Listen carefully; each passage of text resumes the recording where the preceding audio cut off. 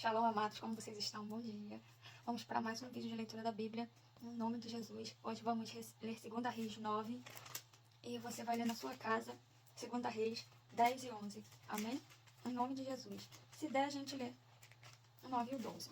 Vamos ver o decorrer da leitura, amém? Vamos chamar o nosso amigo Espírito Santo para essa live, em nome de Jesus. Amigo Espírito Santo, toma mais essa live de leitura nas suas mãos. Alcance quem quer e precisa ser alcançado, quem precisa ouvir uma palavra, Senhor, em nome de Jesus. Eu sei que o Velho Testamento, ele muitas vezes vem com a palavra de confronto, porque é o tempo de Deus, da ação de Deus, e Deus ele é fogo, e Deus ele consome, mas nós tivemos, Pai, o benefício de vir pelo amor de Jesus. E o amor de Jesus, ele excede todo o nosso conhecimento, vai além da nossa capacidade, que não existe amor igual ao que ele teve para morrer por pessoas que ele ainda não tinha visto. Pessoas que não mereciam, pecadores como eu. Em nome de Jesus. Amém. Vamos começar nossa leitura? 2 Reis 9. Jeú é ungido para ser rei de Israel. Enquanto isso, o profeta Eliseu chamou um dos jovens profetas e disse: Apronte-se e vá até Ramote Gileade, leve este jarro de azeite. Quando chegar lá, procure Jeú, filho de Josafá e neto de Nimsi. Leve-o para outra sala, longe dos seus companheiros.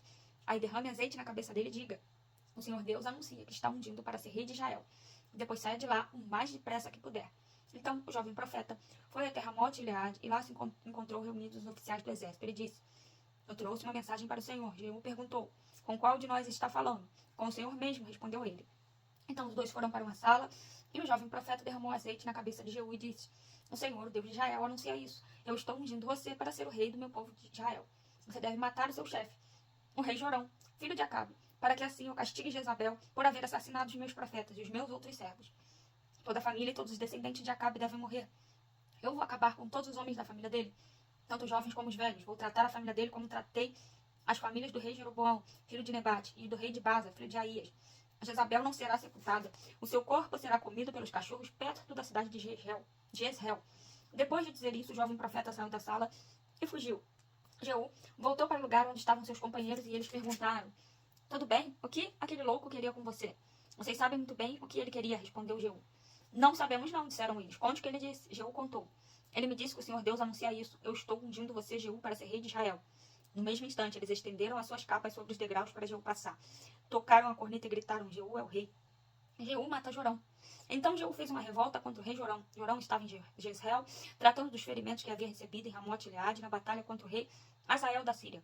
Por isso Jeú disse aos seus colegas oficiais: Vocês estão do meu lado, não deixe que ninguém saia escondido de Ramote Gileade, para ir avisar os moradores de Jezreel. Então subiu no seu carro de guerra e saiu para Jezreel. Jorão ainda não tinha sarado, e o rei Acasias de Judá se encontrava ali fazendo-lhe uma visita. Um guarda que estava na torre de vigia de Jezreel viu Jeú e os seus soldados chegando e gritou: Vejo alguns homens chegando a cavalo. Aí Jorão disse: Mande um homem a cavalo para descobrir se são amigos ou inimigos. O mensageiro foi encontrar-se com Jeú e disse: O rei quer saber se o senhor vem como amigo. Isso não é da sua conta, respondeu Jeú, e mandou: Passe para trás de mim. O guarda que estava na torre de vigia contou que o mensageiro havia se encontrado com o grupo, porém não estava voltando. O outro mensageiro foi mandado e fez a mesma pergunta a Jeú. E novamente ele respondeu: Isso não é da sua conta, passe para trás de mim. Novamente o guarda contou que o mensageiro havia chegado até o grupo, porém não estava voltando. E disse também: O chefe do grupo está guiando o seu carro de guerra como um louco, exatamente como Jeú faz. Aprontem o meu carro de guerra, ordenou o rei Jorão. O carro foi preparado e então ele e o rei Acasias saíram, cada um no seu carro, para ir ao encontro de Jeú. Eles se encontraram com ele no campo que havia sido de Nabote. Aí Jorão perguntou: Você veio como amigo? Jeú respondeu: Como podemos ser amigos quando ainda continuam as feitiçarias e a adoração de ídolos que Jezabel, a sua mãe, começou? Então Jorão viu o seu carro e fugiu. Gritou para Acasias: É uma traição, Acasias. Mas Jeú puxou a corda do seu arco com toda a força e atirou uma flecha que feriu Jorão nas costas. A flecha atravessou o coração e ele caiu morto no seu carro de guerra. Aí Jeú disse a Abdicar, seu ajudante: Pegue o corpo dele e jogue no campo que era de Nabote. Lembre que quando nós dois estávamos juntos, andando a cavalo, atrás de Acabe, pai de Jorão, o Senhor Deus disse estas palavras contra Acabe: Ontem eu vi o assassinato de Nabote e dos seus filhos, e prometo que castigarei você aqui nesse mesmo campo. E Jeú ordenou ao seu ajudante: Pega o corpo de Jorão e jogue no campo que era de Nabote, para que assim seja cumprida a promessa de Deus, o Senhor. Vocês devem saber da história de Nabote?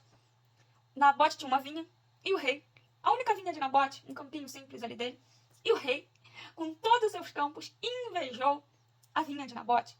Na verdade, E esse rei Acabe, era um rei fraco, não é verdade?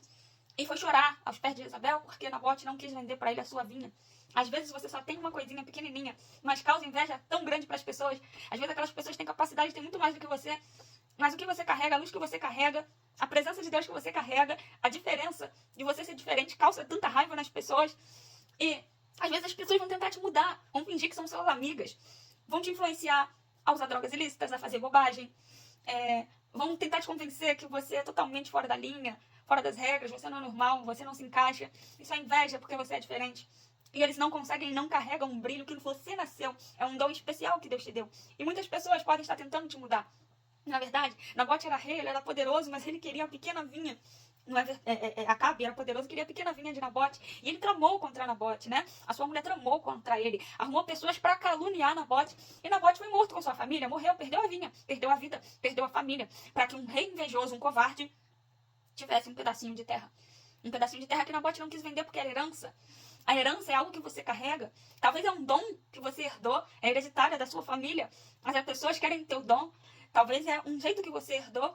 É uma herança preciosa que o Senhor botou com você. É o seu jeito de andar, o seu jeito de falar. Você existe cativa. Você não precisa abrir a boca, mas você chega no lugar e as pessoas ficam felizes com a sua presença. Ficam felizes, né? Porque você existe. E onde você vai, você traz uma presença tão maravilhosa, traz uma força espiritual tão positiva e o ambiente muda quando você chega e isso causa, né, raiva e revolta naqueles que às vezes têm poder aquisitivo, têm algum tipo de poder, às vezes um líder, e ele não carrega o que você carrega. Não é verdade? Aí Acabe se levanta contra Nabote. Mas Deus, ele é poderoso para não deixar você perder o teu brilho e a tua vinha. Não se renda às armadilhas de Jezabel contra a sua vida para destruir o brilho que você tem. Continue sendo diferente. Você vai atrair pessoas que precisam da sua diferença. Deixa que Deus limpe e tire do seu caminho toda má influência que vem sobre a sua vida. E às vezes a gente acha que a má influência vem de fora, não. Às vezes os de fora que nem falam com você te veem como exemplo e gostam de você e dão um testemunho da sua vida. E às vezes parentes, amigos, íntimos amigos denigrem a sua imagem, falam mal de você, fingem ser o seu amigo porque querem ver a sua derrota. Um amigo, ele vai sempre trazer para você coisas boas. Um amigo, às vezes, vai te criticar porque não te quer ver no mau caminho. Pessoas que andam com você e te apresentam laços, pratos, que não vêm da parte de Deus, não são seus amigos. Eles são lobos em pele de cordeiro tentando te corromper. E quando a pessoa tenta te corromper, é porque ela te inveja. Ela não tem o que você tem. E eu não falo de coisas materiais. E ela quer te destruir. Porque aquele que carrega a presença de Deus, e às vezes você não é nem cristão assim, você não aceitou Jesus, mas você é de Deus, você é selado, você tem a marca, você tem uma promessa. Isso já incomoda as pessoas. Então, ainda que você não se encaixe, se você não se encaixa é porque não é o teu lugar. Se você não está se encaixando num ambiente, não tem que ser igual a eles. Você não é igual a eles. E no momento certo você vai achar o seu lugar. Não tem que se encaixar para permanecer ou para fazer parte de um nicho. Se você não se encaixa, porque você não é dali. Amém? Vamos terminar a nossa leitura? A morte de Acasias. O rei Acasias de Judá viu o que tinha acontecido e fugiu no seu carro na direção da cidade de Bet-Agã. Mas Jeú o perseguiu e disse aos seus soldados: matem Acasias também. E eles o feriram quando ele ia no seu carro pela estrada que sobe para Gur, perto da cidade de Bileão. Mas Acasias conseguiu fugir até a cidade de Megido, onde morreu. Os seus oficiais levaram o corpo de volta para Jerusalém e o sepultaram nos túmulos do rei na cidade de Davi. Acasias havia começado a reinar em Judá no ano 11 do reinado de Jorão, filho de Acabe, em Israel. Jezabel é morta. Jeú chegou a Jezreel e Jezabel ficou sabendo disso. Então pintou os olhos, penteou os cabelos e ficou numa janela no palácio, olhando para a rua. Quando Jeú entrou pelo portão do palácio, ela gritou: Olá, Zinri, assassino do seu senhor. Jeú olhou para cima e gritou: Quem está do meu lado? 2 dos 3 oficiais do palácio olharam para ele de uma janela e Jeú lhe disse: Joguem essa mulher daí. Eles a jogaram e o sangue dela respingou a parede e os cavalos. Jeú passou por cima dela com os cavalos e o carro e entrou no palácio. E depois que comeu e bebeu, disse: Peguem aquela maldita e a sepultem, afinal de contas ela é filha de um rei. Mas os homens que saíram para sepultá-la só encontraram a caveira e os ossos das mãos e pés. Então eles voltaram a contar a Jeú e este disse: Foi isto que o Senhor Deus disse que ia acontecer quando falou por meio do seu servo Elias, da cidade de Tisbé. Os cachorros comerão o corpo de Jezabel perto da cidade de Jezreel. Os seus restos serão espalhados ali como esterco. E assim ninguém poderá dizer: esta era Jezabel. Amém? Encerramos mais uma leitura. 2 Reis 9, leia na sua casa. 2 Reis 10 e 11. Em nome de Jesus. Que o Senhor abençoe a sua sexta. Que venhamos ter uma sexta abençoada. Em nome de Jesus. Amém.